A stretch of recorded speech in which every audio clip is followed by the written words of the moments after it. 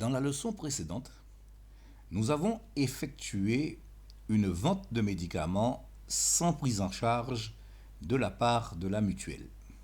Eh bien, dans ce deuxième exemple, nous allons effectuer une vente avec cette fois prise en charge de la mutuelle et nous allons comparer comptablement les deux résultats dans chacun de ces cas de vente.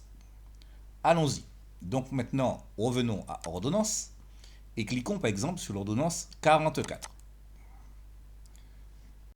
Voyons quel médicament qui lui a été prescrit. Alors, c'est du Doliprane. Bien entendu, nous renseignons les informations comme vu précédemment. Dire boîte de 12 comprimés. Bon, il y en faut 21 comprimés, donc 850 par exemple, le prix unitaire. Donc il lui faudra 2 boîtes. Nous cliquons sur montant et dans ce cas, comme cet assuré bénéficie d'une prise en charge de 80%, il aura à payer 340 francs à la pharmacie et le solde sera facturé à la mutuelle. Pour conclure tout cela, nous cliquons sur vente.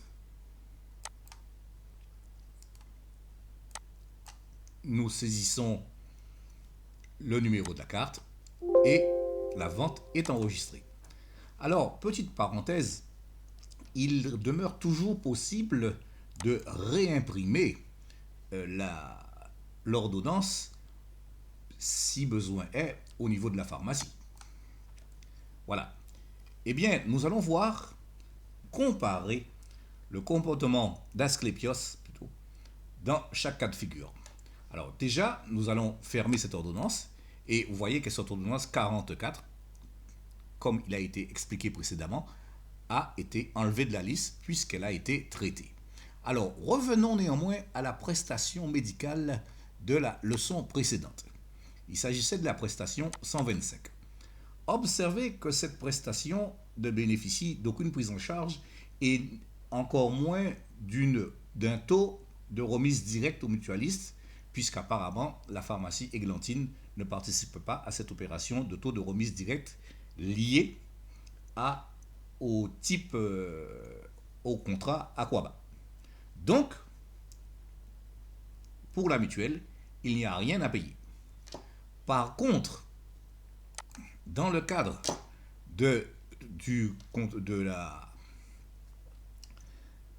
l'ordonnance 44 que nous venons de traiter, eh bien, il y avait un taux de couverture de 80%. Nous allons voir comment Asclépios a réagi à cette situation.